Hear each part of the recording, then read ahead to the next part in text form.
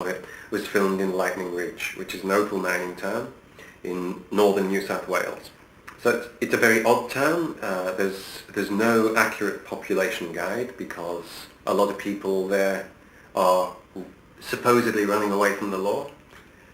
And there was one day I was there, we were in the local pub, it's a crew and actors were sitting there, and someone came over who was working on the film and said, mate, you were Bad Boy Bubby, weren't you?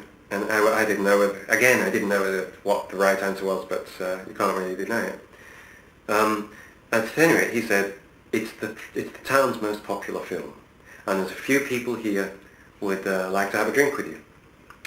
So I said, lovely, and I went outside, and they gave me these drinks that they made, and there was a guy beside me, and he introduced himself, and his wife introduced herself, and he said, mate, that film, it's a real Australian film about a real Australian family.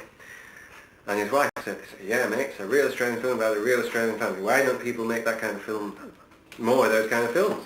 And I laughed, and they just stared at me kind of murderously.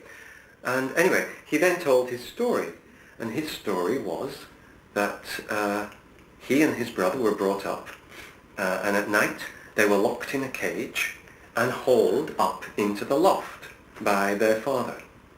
And sometimes they'd be brought down and he'd drag one of them out in a half Nelson whilst he did things.